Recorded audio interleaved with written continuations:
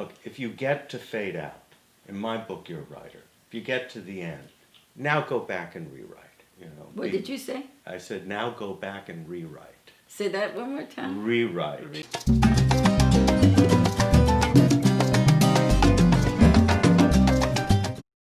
A teacher took me aside and she started talking to me and she goes, he's very smart. He's really super intelligent. He's not slow. And so she said, let me work with him. In class, she would take me aside. She would simply go, tell me your story. And I wasn't being punished. I was like, oh, tell me I'll tell you stories. So I'd tell her stories and she'd write them down and she'd make a book out of it. My first story was called The Colored Boy. It was about a little boy that changed every color in the world and no one knew how to be prejudiced against him because he was every color. And then he finds a boy that doesn't fit in his world and he realizes he's a colored boy too. And they're going to go back to their planet and where color is celebrated and everyone's color is beautiful. And that was my first book. And I writing it in kindergarten. It's not that I knew I was an artist. I knew I didn't fit, and I had to explain myself. And I think that's what an artist does. An artist explains the world around him and says, you're not seeing what I'm seeing. Let me explain this to you. You think of these writers, they don't always sit down and craft this thing from beginning to end. Paul McCartney always says that some of the things that they did together with both their names on it, just one person wrote it. When I would interview the Holland brothers, who wrote all of the old Motown catalog with Holland, Dozier, and Holland, Dozier, and Holland, I remember interviewing them, and this was the first time that I learned that. I would say, who wrote these tunes? I mean, you guys all sat down over a piano, and you see these things on TV. Man, it's not like that. It's like one of these guys wrote a lot of these songs by himself. This is just the partnership. The biggest lesson is that you must be in a partnership that is equitable in terms of, is that other writer, do we share enough things in common? I'm not saying you need to have a clone of yourself, because that kind of defeats the purpose of collaborating. You want someone that has maybe divergent ideas or whatever, that's what keeps it edgy and creative and all of that. But on a personal level, there's got to be enough commonality in purpose. Why are you writing? Why do you care about this project? Your values, your mores, what is, your integrity level, all of those things. So that when the stuff hits the fan, and it will hit the fan, there's a bond that will keep that partnership working. Because as a writer, you've been in a lot of writer rooms. Yeah. And a lot of times you probably have been, I don't want to speak for you, but you probably have been the only Latino in the room. Definitely. And so what do you take with you into those rooms? Because that's supposed to be collaboration. I understand women a lot more from being a Latino in Hollywood. It really sounds weird to say. Because with women, when they're very direct, they'll look at them and, oh, she's a B. She's a B word. When a man's direct, he's very assertive. He's really in control. And I noticed that even with these presidential elections where now women are running and coming out, the picayune things they grab women with, like, oh, she was mean to her staff. She was not nice. It's like you wouldn't ever say that to a man. So you actually tend to look at women and go, that's my ally. I understand what she's going. And like a lot of women on writing staffs the same way. You can't be so direct. So a lot of times as a Latino, I would have to be not as direct as I'd want to be. Like one time I was writing a pilot it was at HBO, and this is a big writer, turns to me and it starts, the scene is this woman's running from love.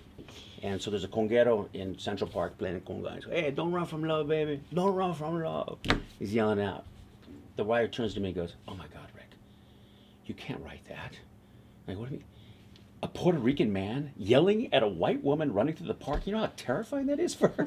You know how natural that is? How many times a day that happens? And I'm shocked. And I'm like, what are you talking about? I go, he's like a big conguero man. He's not picking up this large conguero running after her. I go, there's no threat involved at all. And it's the theme of the show, that she is running away from love.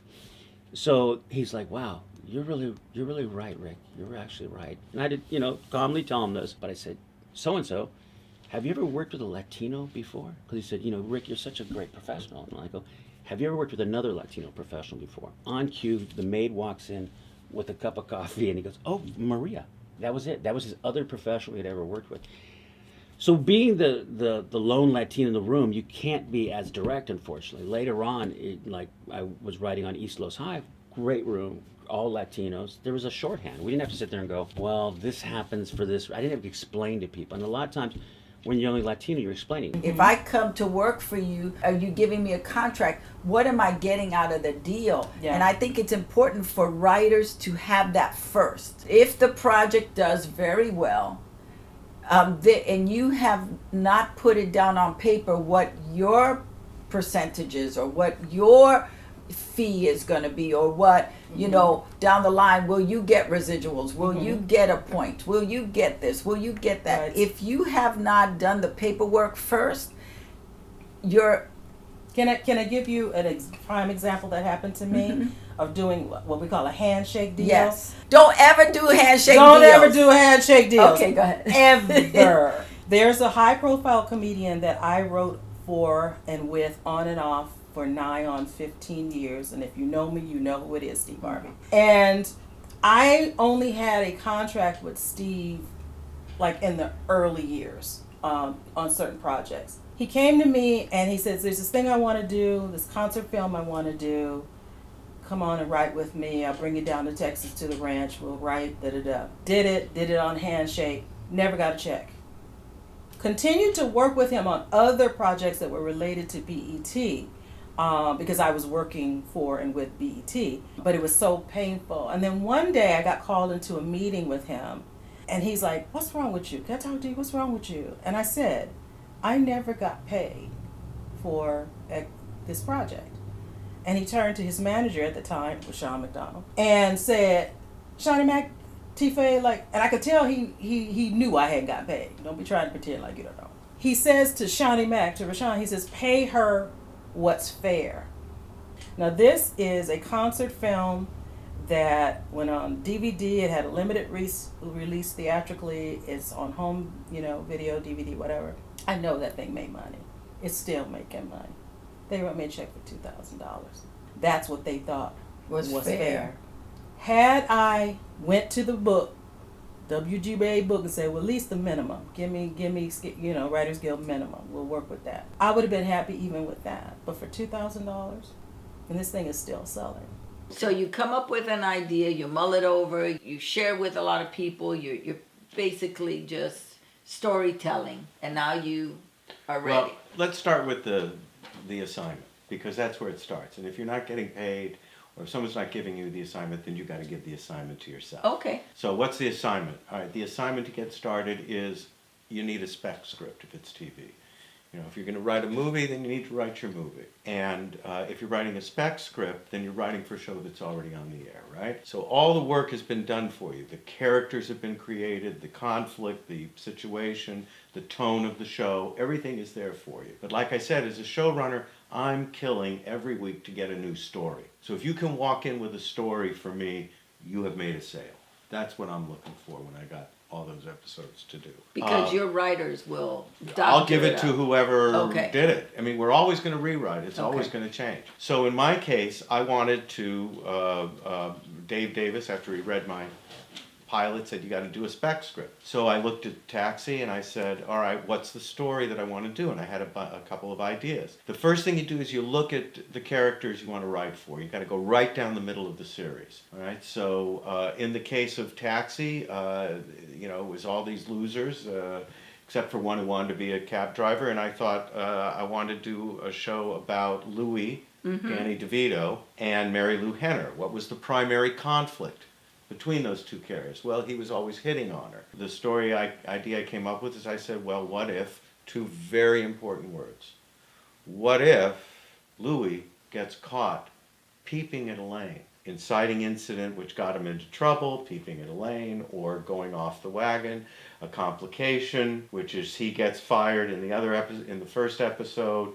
In the gambling episode, it's that he starts to lose his money again and then has to be saved in the end. Those things are the things you have to do in writing your story. So the process is, once you get yourself that inciting incident, once you kind of figure out where you may be going in the end, you're rewriting towards that the whole time, including the stories that were actually told. As you're writing new material, Do not try to perform that material the same day. It's better to write one day and then allow your body, mind, and spirit a few days to own it, and then stand it up.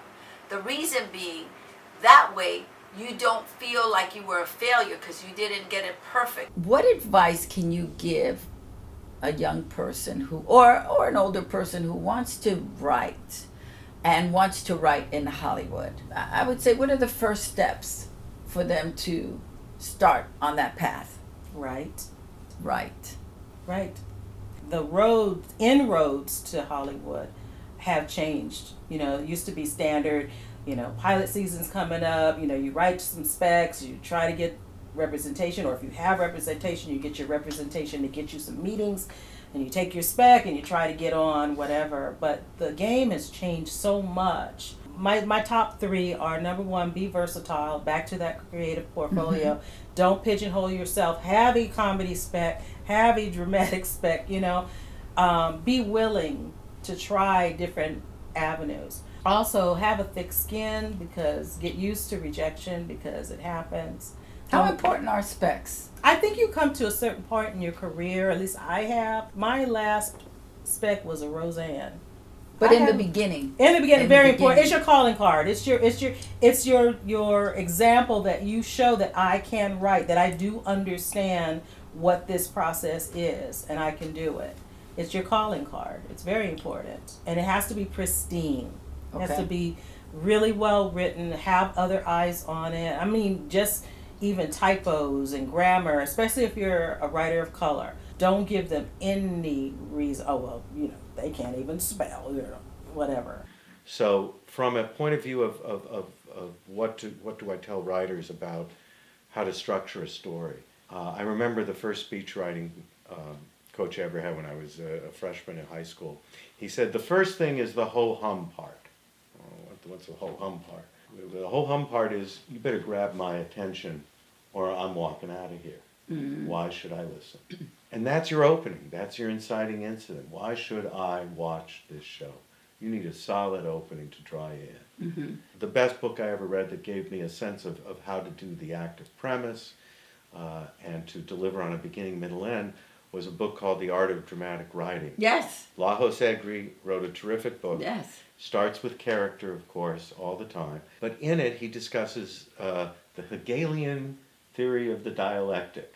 It's thesis, antithesis, and synthesis, otherwise known as your beginning, middle, and end. There we go, back to the beginning, middle, and end. And in that thesis, you set up what the character's conflict or journey is. Now, mm-hmm. There are plenty of places online where you can go find the hero's journey. Right. And you can get it broken down not just into beginning, middle, and end, but you can have 8 parts of the journey and the rising conflict and tension, all of the elements that help you fill out that story and give you your scenes.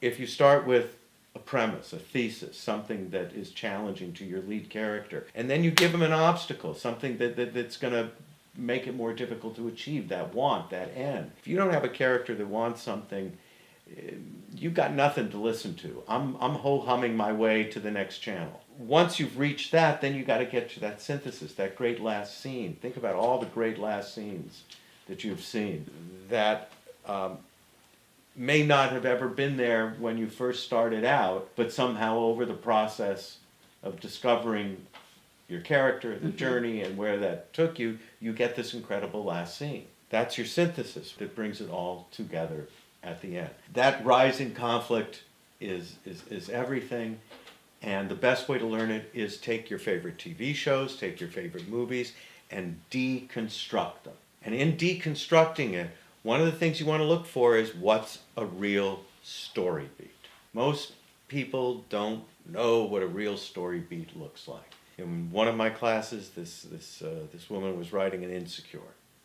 And I said, go deconstruct the pilot of Insecure. And so she came back in, I said, okay, tell me the first scene, what was the first story beat? Well, she's in front of her computer, not a story beat. And it's her birthday. Okay, it's her birthday, not a story beat though. And behind her is her boyfriend asleep in bed. Okay, still not a story beat. And she's online and she gets a text from her ex-boyfriend who wants to see her. And she went, oh, that's the story beat. I said, correct. What I always try to do and what I'm known for is writing in the voice of the person who's presenting. So it's not some cookie cutter Bland stop stuff. stuff. I write to the voice, I write to their sensibility, I write to their sense of humor if necessary. Or sometimes I'll pull them totally out, like Donnie Cochran. I had an opportunity to write for Mr. Cochran on the Trumpet Awards.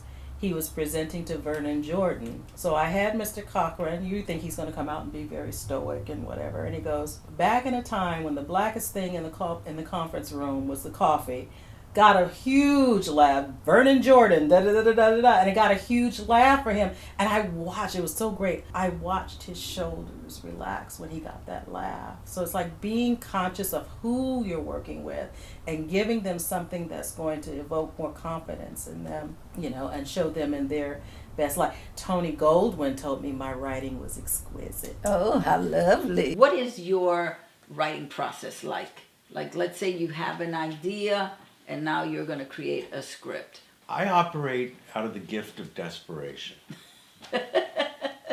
Okay. It takes a certain amount of motivation combined with some strategic procrastination to finally get me to write something. So do you wait like 2 days before you have to turn it in, a day before you have to turn it Well, in? let's start with the fact that I'm much better when somebody's paying me to write it. Okay. Let's just You're start more with that. motivated. I'm very motivated Okay. when that happens, Okay. but it didn't start that way. Okay. You know, it was waking up in the middle of the night after having dropped out of law school and staring at a cottage cheese ceiling, having just had dinner with one of my friends who had started at some firm at $30,000 a year, which was a lot back then, and thinking, oh my God, I've ruined my life. And then I just kept writing spec scripts. We pitched a lot of material. Here's the process. You, as a single writer, as a team, you would pitch anywhere from 10 to 50 ideas a day. Sometimes we were having 3 pitch sessions a day because we were just eating through material.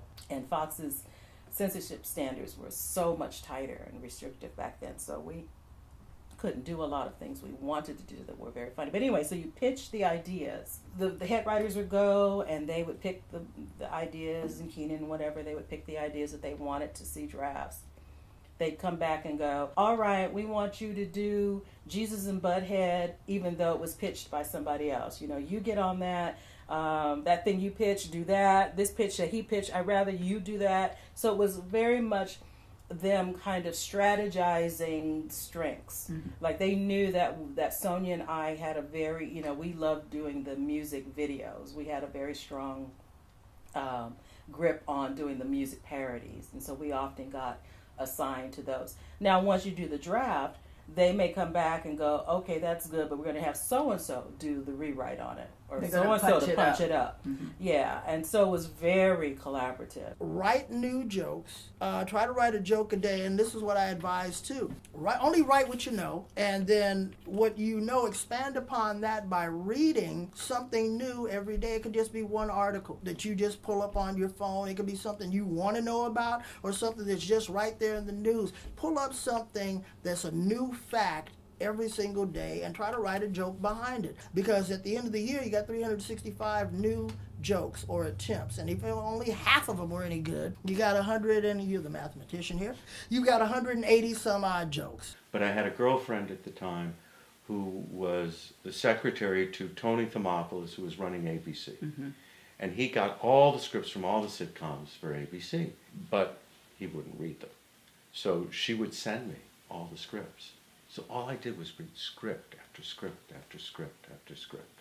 You start to absorb what it is. You begin to hear the rhythms. You begin to see how the story rises and falls and rises again. So when you talk about today, and you just got to write. You got to put it down on paper. Networking Get out there. There's lots of organization of Black screenwriters. There's all these organizations and meetup groups that you can get in, because it's all about, this town is all about relationships. It's not just about who you know, but who knows you. One of the greatest writing experience for me was working on East Los High. I'm gonna tell you, a lot of shows I worked on, were tough.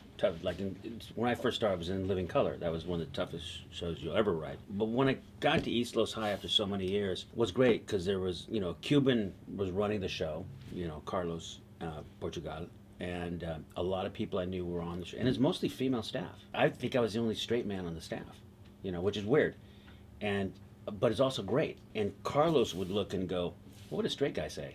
And so I would joke with him and go, "No straight guy would ever talk to a woman like that." So between all of us, we kind of, developed a shorthand, and out of a lot of, love and respect for everybody, because everyone on that staff was very talented and good people. I think the love showed in the show.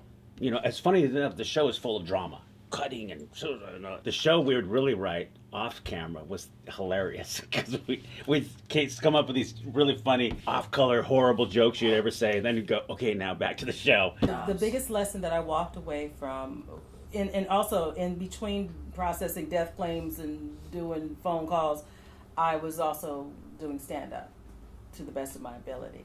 But what I learned by the time I got to the parenthood, what I learned was to maximize my opportunities, maximize them by diversifying my creative portfolio. I heard Stacey Evans Morgan say that once, diversify your creative portfolio. So I determined that, not only can I write comedy, I can also write drama, I can also write books, I can also do stand-up, I can also write jokes for other comics. It's like all these skill sets. And so then I started creating this brand, Faye Griffin. That's when Words by Faye was born. It's, became Words by Faye eventually. But I became this entity that if you needed something written, funny, humorous, inspirational, whatever, you need a speech, you need a press release. I've been writing Sherry Shepherd's bios for almost 15 years. I read every time she needs an update of her bio or rewritten bio. She hires me to write her bio. You know what I mean? Mm-hmm. And so I just started because I never wanted to be on welfare again, and I never wanted to lose my hold in this industry, if that makes sense. Yeah, absolutely. I wanted to be a player, but if I'm not staffed, I still got something going on that was at least loosely in the business related to what I do. So I'm in my office and I'm writing my script and I'm sitting there going, chickadoo, and it had those erase things. Remember, we could go back like a line. Yes. Right. That so I would go little strip. Right. That's So right. I would go chickadoo, ding, chickadoo, ding, and then I go chickadoo, and then chickadoo, ding, chickadoo.